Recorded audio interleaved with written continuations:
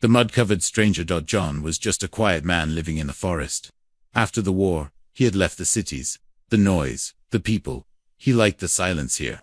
Just trees, cold wind, and the sound of birds. But that morning, something strange broke the silence. He was walking down a muddy path near the edge of the woods. The rain had stopped a few hours ago, but the ground was still soft and wet. As he stepped over a fallen log, he heard a low sound, like a whimper. Not an animal, not the wind. It was human. He stopped. Again, the sound came. A weak, breathy cough. John turned toward it. About 20 steps away, near a pile of wet leaves, something moved. He thought it was a deer, or maybe a sick dog. But when he looked closer, he froze. It was a woman. She was lying on her side, half buried in mud, shaking. Her skin was covered in dirt and leaves. She had no clothes, no bag, nothing. Her long hair stuck to her face and shoulders like vines. Her hands were trembling, trying to pull herself forward. But her skin wasn't normal.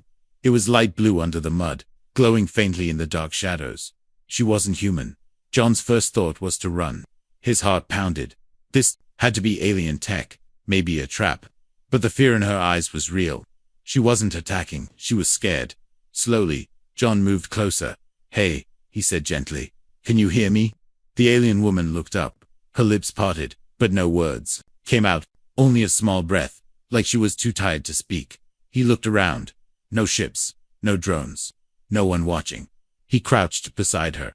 Her body was cold, wet, and shaking hard.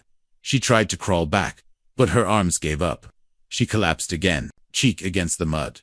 "All right," John said under his breath. "You're not a threat, are you?" She didn't move. He took off his coat and carefully wrapped it around her. Her eyes stayed on him. Not with fear, but something like confusion. Or hope. "Can you walk?" he asked. She blinked slowly, then shook her head once. He sighed. Then he picked her up, surprised at how light she was. Like carrying a bundle of sticks. She didn't fight him. Her head rested on his chest, her hand weakly gripping his shirt. John carried her back to his cabin, walking fast but careful. The trees above seemed to whisper something, but he ignored it. When he reached his wooden porch, he opened the door with one hand and stepped inside. He laid her gently on a thick blanket near the fireplace. She was breathing, but still weak. He lit the fire, boiled water, and brought her a cup. She didn't know how to drink it. He had to lift the cup to her lips. She sipped slowly, like every drop mattered. Then he saw it again. Under the mud, just near her collarbone, a strange mark glowed faintly. A symbol like a star with 3 lines around it. He had never seen anything like it, and he had seen plenty during the war. John sat down beside her, still confused. "Where did you come from?" he whispered. Her lips moved. He leaned closer. Fell, she whispered. "Sky, you fell from the sky." She nodded weakly. "Why?" Her eyes filled with fear. Then she looked toward the ceiling, as if the sky itself might strike. Again. "Run," she whispered. "They coming." That made John sit up straight. He looked out the window. The forest was quiet, still wet, still dark in the corners. No sound of ships. No light in the sky. But she was sure. "They're coming," she said again, this time with more force. John looked at her one more time. This wasn't just a lost alien. She was in danger. Someone or something was after her. And now, maybe, after him too. But he didn't push her away. He added more wood to the fire. He covered her better with the blanket. And he picked up his old rifle from under the bed. It still worked. Outside, a small wind passed through the trees. But John knew. This was just the beginning. He had found her alone, cold and covered in mud. And now, whatever she was running from, might be coming straight to his door. The fire crackled softly in the wooden cabin. Rain tapped on the roof. Slower now, gentler than before. Inside, the alien woman lay on a thick blanket, her skin still glowing faintly under the fading mud. Her breathing was steady, but her eyes kept moving, watching every corner of the room, like danger was hiding behind the walls. John sat nearby, elbows on his knees, staring at her with 100 questions burning inside his head. She wasn't normal. That much was clear.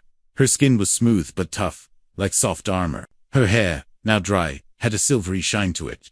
Her ears were long and curved slightly backward. And her eyes, those large, glassy eyes, had no whites. Just deep, violet color that seemed to calm for someone so afraid. But it wasn't her looks that worried John. It was what she said before she passed out.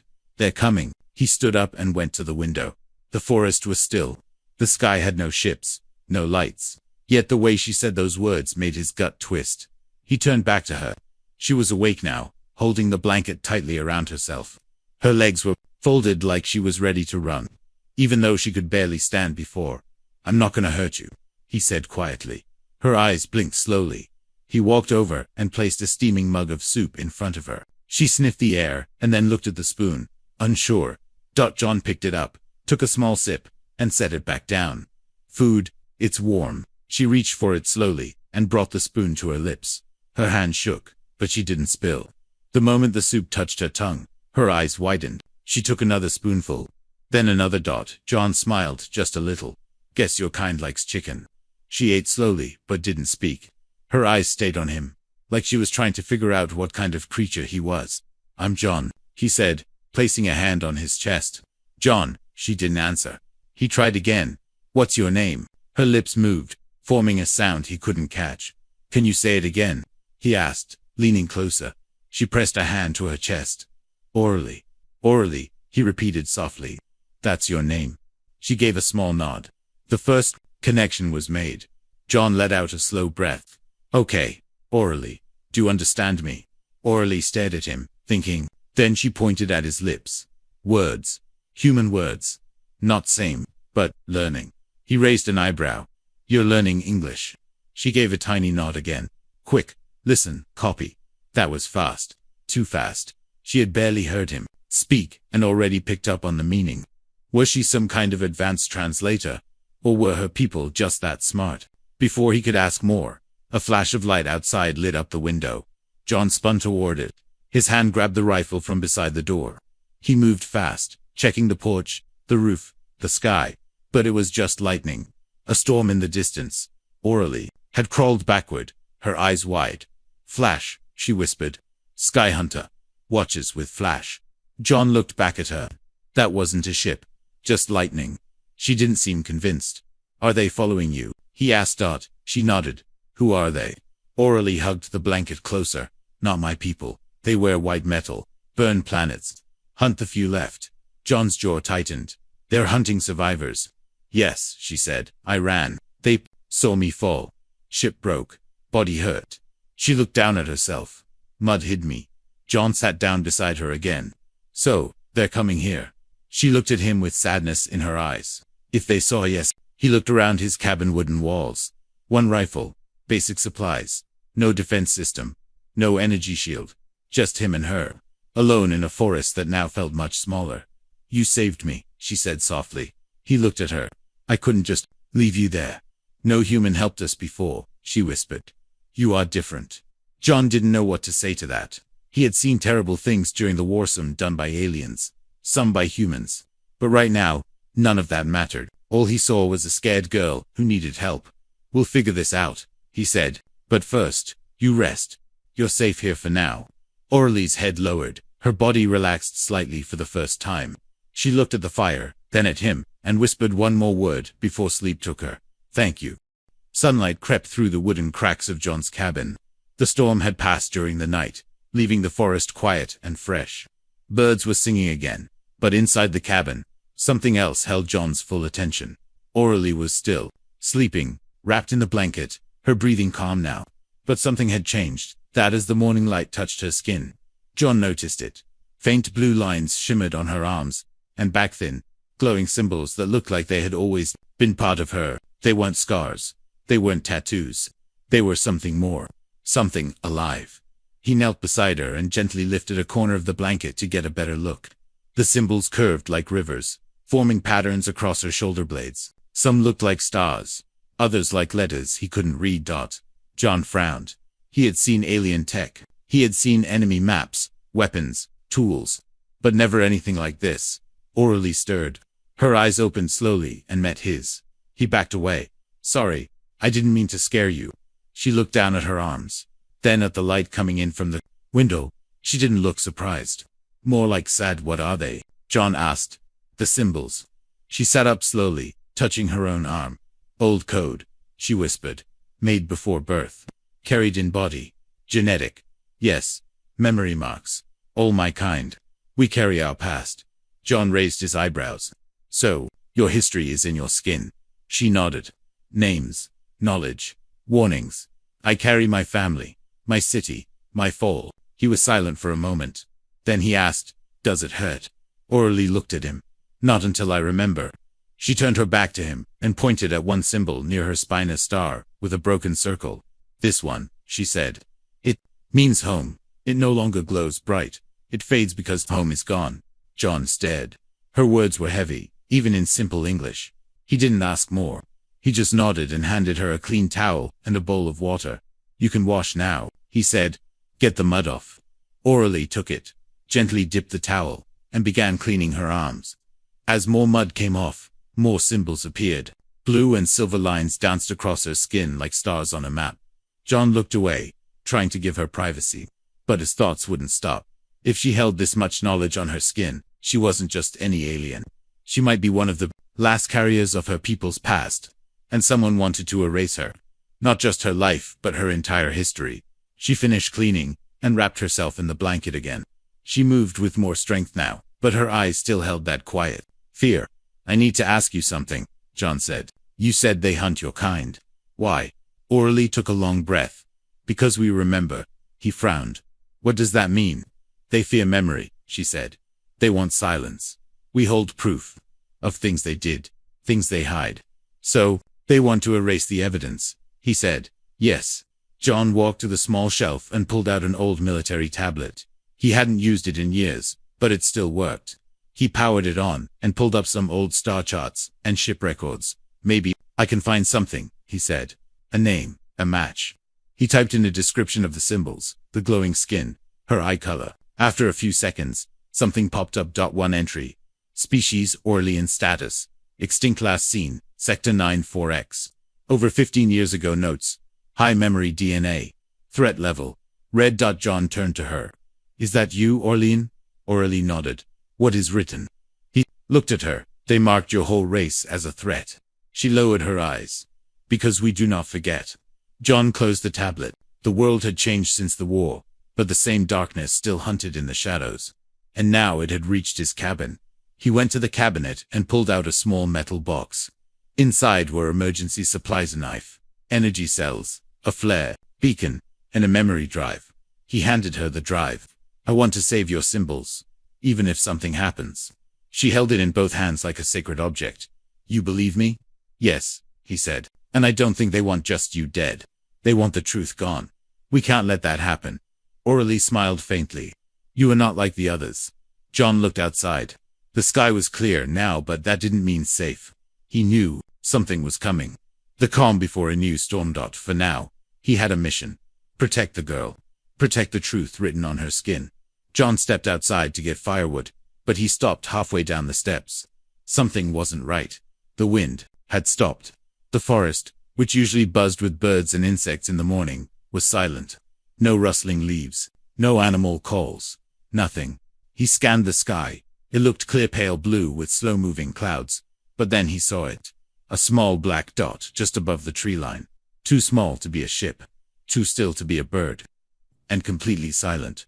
John narrowed his eyes. Orally stepped onto the porch behind him, wearing one of his old shirts and a pair of rolled-up pants. The clothing hung loosely on her, but it covered her better than the blanket. She followed his gaze. Her face went pale. No sound, she whispered. It hides. John reached behind the door and grabbed his plasma rifle. What is it? Hunter. Drone, she said, stepping back. It scans from high sky. Tracks heat. Finds code. John aimed at the black dot but didn't fire. It was too far, and if he missed, it might signal others. Does it know you're here? He asked. She shook her head. Not yet, but it watches. Waits for movement. Then it calls the ship. John pulled her inside. Stay away from windows.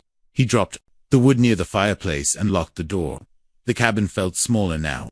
The silence outside pushed against the walls like pressure. How do we hide from it? He asked. Orally touched the side of her neck. Cover heat. Block light. Number. Energy. John opened a drawer and pulled out an old thermal cloak. He had used it once during a snow patrol mission. He wrapped it around her, pulling the hood low over her head. You stay in the storage room, he said.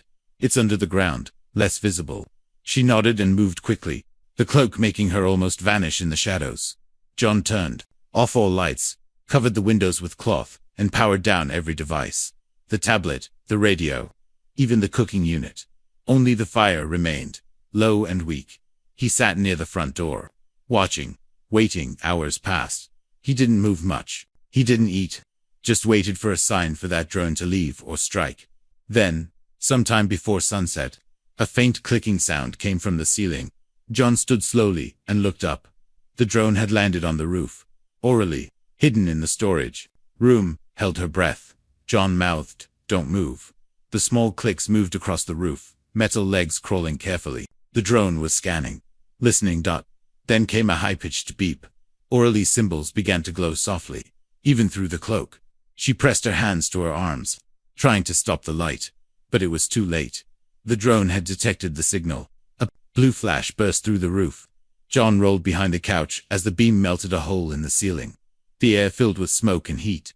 He fired once through the hole. His plasma shot hit metal.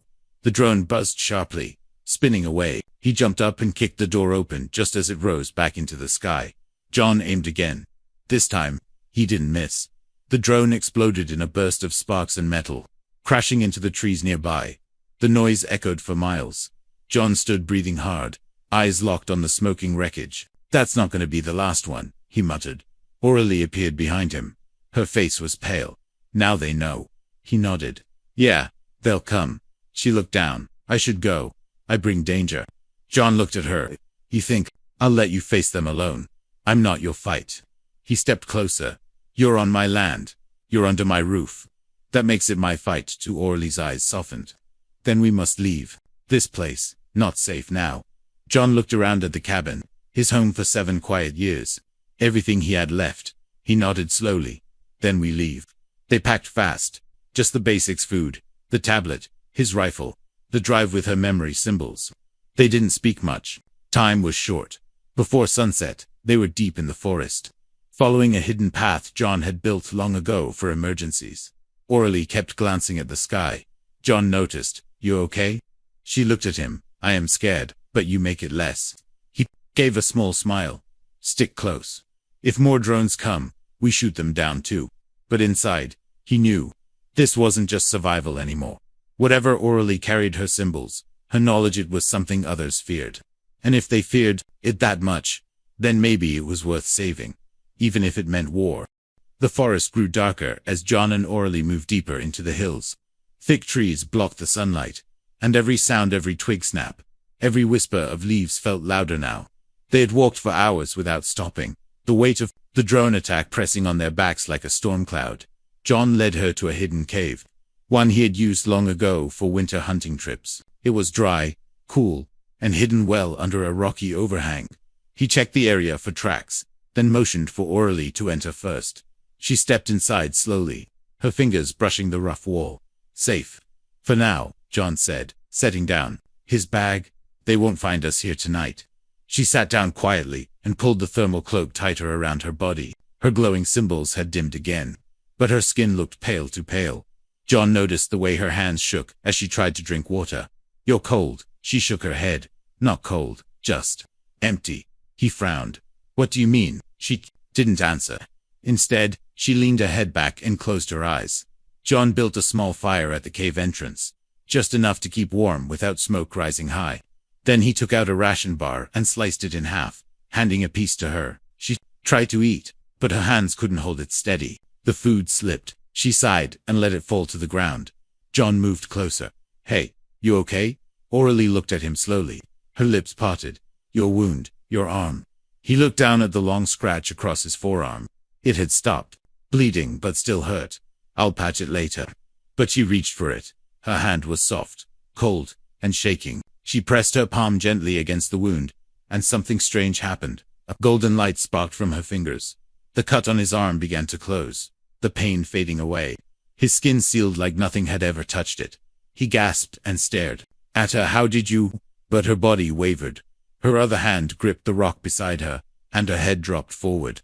Orally, she fell onto her side, eyes fluttering, chest rising slowly. John caught her and laid her down gently. Her glowing marks had faded almost completely now. Her skin looked drained, like color had been pulled from her. He touched her cheek. What happened? Her voice was barely a whisper. Healing costs. Energy. Life. Traded. You gave me your strength. She nodded once weakly. Your blood hurt. I took pain. John's jaw tightened. Why? Why would you do that? It helped me, she whispered. I helped back. He shook his head. Not if it kills you. She tried to speak, but her breath was thin. Don't be sad. John wrapped the blanket tighter around her. He sat by her side, not moving for a long time. The fire crackled behind him, but his thoughts were loud. He had never seen anything like it. Healing with touch. Giving her own life force just to close a scratch. It wasn't just science, it was something deeper, something human. And not. Hours passed. Aurelie slept, her breathing slow but steady. John didn't sleep. He watched the fire, kept his rifle loaded, and listened for sounds in the trees. Then something caught his eye.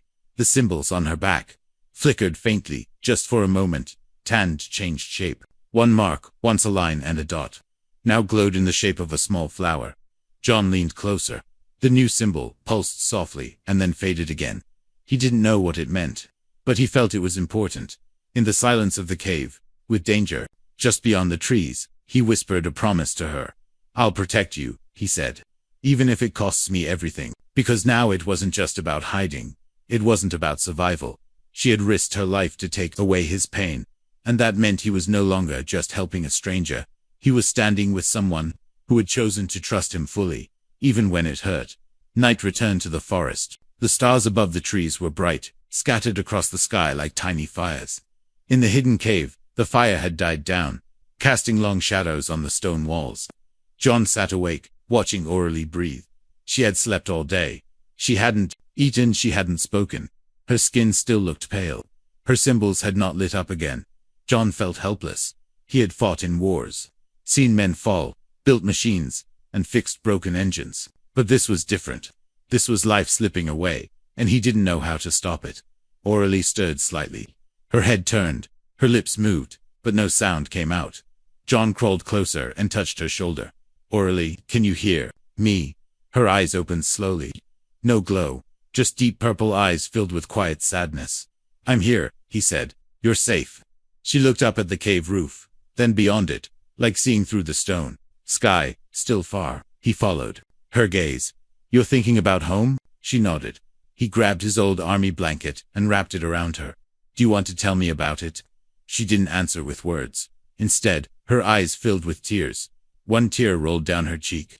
But as it fell, it didn't hit the ground like water. It glowed bright and blue, like a tiny star, floating in the air just in front of her face. John stared. Another tear followed, then another, all glowing softly, hovering like fireflies. Aurelie didn't wipe them. She just let them rise. The glowing drops began to form a shape in the air, a spiral, like a galaxy. Inside it, a line of light appeared, moving like it was writing. John stood slowly, mouth slightly open. The floating tears had formed a map, a three-dimensional star map, with lines connecting certain points. He recognized a few of the symbols, planet markers, sector codes, maybe wormholes, but one star, in the very center, pulsed brighter than the rest. Aurelie pointed at it with a trembling finger. Home, she whispered. John nodded slowly. That's your world. She nodded again, then pointed to a black circle that had no glow. Gone, burned. Then she pointed to another area. Safe place, memory hold. John's eyes narrowed. There's a place where your people stored memories. Yes, she said. Deep ice world, few survivors. They wait. He stepped closer to the glowing map. You want to go there? Yes. He looked down at her. Why didn't you say this before? I could not, she said. The pain, the healing, it took my voice, my light. I used too much. John felt guilt rise in his chest. She had saved him, and it had taken her strength to do so. You didn't have to help me, he said. She shook her head. You helped me first. He reached up, toward the map, but the moment he touched the light, it scattered. The glowing tears faded, returning to small blue dots before vanishing into the air. John stood frozen. Was that inside you? She nodded. Tears carry truth. It is how we tell stories. He sat beside her again. You have stories in your tears. You have history written on your skin. No wonder they want to erase you. Aurelie closed her eyes. I am the last memory of a forgotten world. John clenched his fists. Not if I can help it. She opened her eyes and looked at him. Will you take me there? He hesitated. The location she showed was far beyond any common route. The ice world wasn't even on most civilian charts. If he took her, they'd need a ship, fake IDs, fuel, and luck. But he didn't need time to decide. Yes, he said. I'll take you. Aurelie reached for his hand. Her fingers were cold, but her grip was firm. You promise? I do. He stared at the empty space where the glowing map had vanished. He didn't know what they'd find there. More survivors. Another secret, or maybe nothing at all. But he knew this. The tears of an alien woman had shown him something real. Not just a map. Not just a destination. Hope, and that hope wrapped in light and memory was worth chasing, no matter how far the sky stretched. John stood at the edge of the cliff, wind blowing through his hair, rifle slung over his shoulder. Below, in the valley, an enemy scout ship had landed. White metal, sharp edges, blinking red lights. It was the same design Aurelie had described. Had found her. He looked over his shoulder at the cave hidden behind tall rocks. Aurelie was inside, resting, wrapped in silence and shadows. Her strength was slowly returning, but she wasn't ready to run or fight. John tightened his grip on the rifle. A voice came from a speaker on the ship below. Cold, robotic, and without emotion. Human unit. Surrender the fugitive. Do not interfere. This is not your conflict. John didn't answer. The speaker crackled again. The entity known as Aurelie is marked for deletion. Biological threat. Classified information carrier. Still, he said nothing. He remembered the tears that floated like stars. He remembered the warmth of her healing touch. He remembered her calling him different because he helped when others turned away. Now she needed more than help. She needed protection. He walked back into the cave. Aurelie sat up, her hands shaking. They came, she asked. Yes, he said. One ship. For now, she looked down. I will go. No, John, if I stay, you die, then we go together. Her eyes filled with fear. They will not let us leave. Then we make a choice, he said. We show them something they don't expect. She tilted her head. What? We fight. She tried to stand. Her legs trembled. I have no strength. He held out his hand. But we do. Together she looked at his hand, then slowly placed hers in his. Her glowing marks returned. Faint, but steady. I will follow you, she whispered. They moved quickly. John led her through a hidden tunnel that opened into the deeper forest. He placed energy bombs along the path, old tech from his war days. Crude, but strong enough to slow a ship's crew. As they neared the outer edge of the valley, he spotted movement. 3 soldiers in white armor stepped through the trees. Their helmets had red eyes. Their guns were raised. Stop, one of them said. Aurelie's hand tightened around John's. John raised his voice.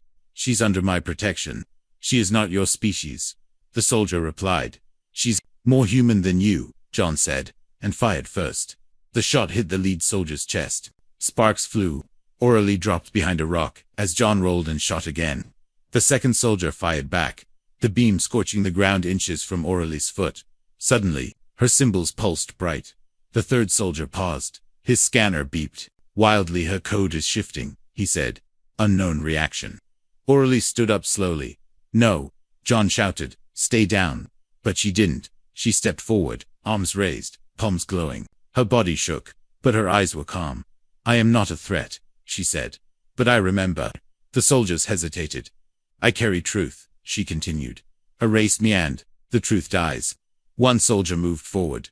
John aimed again, but Aurelie raised a hand. Let me speak. John lowered his weapon, heart racing. Aurelie walked into the open, blue light streaming from her chest. You burn planets, she said to them. But not all fire kills. Some fire remembers. Suddenly, the air around her shimmered. From her body, light burst into the sky. A massive symbol formed above the trees, glowing like a beacon. It was the mark of her people, spinning in the air. The soldiers stared. Their helmets began to beep and flash red. Unauthorized signal. Memory breach. Emergency lock. Before they could move, the light exploded bright, blinding. Then silence. When the flash faded, all 3 soldiers were lying on the ground unconscious, not dead. Their suits flickered and powered down. Aurelie dropped to her knees, gasping for air. John ran to her and caught her before she collapsed. I'm here, he said. You did it. She smiled weakly. The symbol awoke the truth inside their minds. John looked up at the glowing mark in the sky. It was fading, but still there. You didn't destroy them, he said. You changed them. Yes, she whispered. They saw what we lost. Later, they moved to the ship left behind. It was still running, but now unlocked. John sat at the controls, orally beside him. Where to now? He asked. She touched the panel and entered the map she had shown him with her tears. To the place where memory waits. John smiled. Then let's bring it back. The ship lifted into the sky. Below them, the forest grew smaller. The stars came closer. He looked at her one last time before jumping to light speed. You're not alone anymore. She closed her eyes, and for the first time in a long time, she believed it.